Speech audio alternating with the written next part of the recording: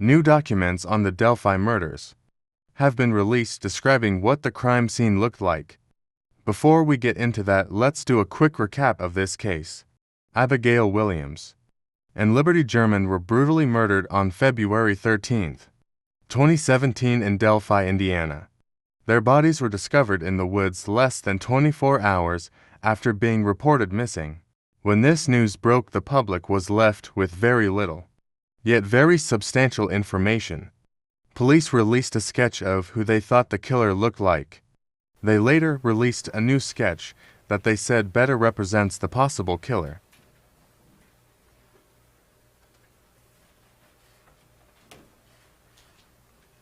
I just unveiled the person that we believe responsible for the murder of these two little girls. So I invite media to take a look at that now. It's not up. Kim.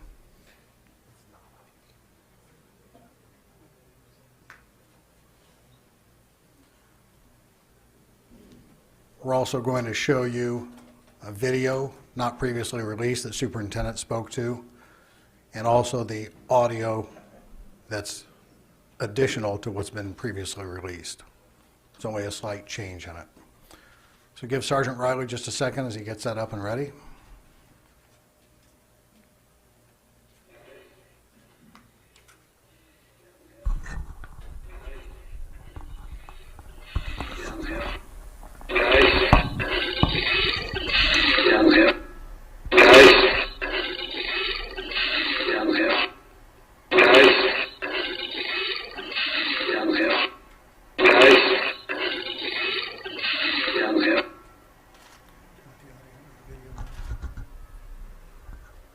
Stand by for the video, please.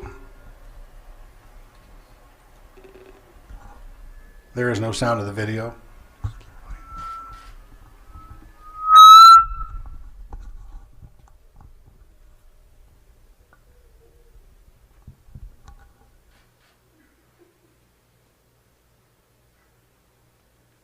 As Superintendent Carter mentioned, he is on the railway bridge.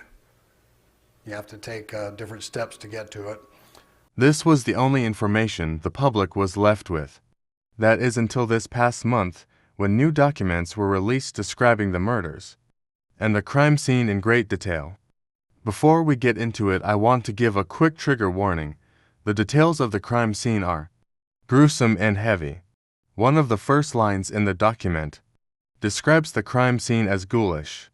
It then describes how Abby and Libby were positioned when found by police. The document says Libby was found flat on her back, at the base of a tree with 4 branches of various sizes, intentionally placed in a very specific pattern on her naked body. Her left arm was intentionally stretched over her head, touching the base of the tree. Both of her hands were covered in blood, and there were blood droppings covering her body from head to toe. One large tree branch had been placed on her left shoulder. The branch was so long that it extended above her head several feet, and below her legs several feet as well. 2 more smaller branches formed a V where her legs joined her body, extending upwards towards Libby's head. The last of the 4 branches extended across Libby's body, from her right shoulder to her left shoulder. This 4th tree branch also connected with the other 3 branches, and was placed under both branches that formed the V.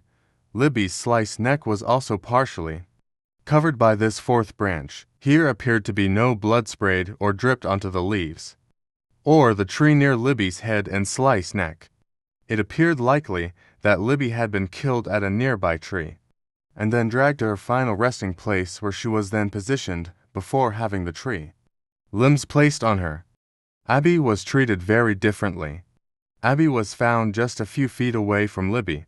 Her body was not placed parallel to Libby, but rather at an angle, with Abby's legs just a few feet from Libby's legs. Both their heads were also only a few feet apart from each other. Significant differences existed in how Libby's body was found and how Abby's body was found. Abby was not found at the base of a tree. Abby was fully clothed. In fact, Abby was dressed in Libby's clothing. No blood was found on Abby's clothes, meaning she was likely murdered while naked, and then dressed after the blood had stopped spilling from her neck. Other than blood found around Abby's neck, there was no blood on her hand, body, or anywhere. The killer or killers appeared to have gone to great lengths to keep Abby's body and clothing clean from blood. Abby was found on her back with both her elbows bent facing upwards on her chest. Abby's left leg was straight, while her right leg was bent at the knee. The killer or killers also placed her bent right leg under her left leg, like Libby. Various branches were placed on Abby's body in a very specific pattern. The pattern looks very similar to an asterisk consisting of 3 tree branches all joined in the middle. At least one of the tree branches appears to have been cleanly cut by some tool such as electric saw rather than split or broken by hand. Above Abby's head were smaller sticks that had been placed over her hair that resembled horns or antlers. The amount of blood that would be perhaps expected at the crime scene, based upon the location of the injuries of both girls, was not visible in the crime scene photos. In addition to the unusual way the girls were posed, including the stick formations placed on their bodies, another unusual marking was found on a nearby tree. A symbol that looked familiar to the letter F had been painted on the tree using Libby's blood. Additional blood spatter was found at the base of that same tree. That was also Libby's blood. Additionally, under Abby's left back, a shoe was found. This shoe is believed to be Libby's shoe. Under the shoe was Libby's cell phone. Between the 2 girls, buried under the leaves and dirt, was a single bullet. I want to reiterate that everything just said was directly from court documents. There is a lot to unpack from the crime scene, and I would love to hear your thoughts and opinions on what you think happened to Abby and Libby. I will be following this case closely, so make sure you subscribe so you don't miss any updates on this case.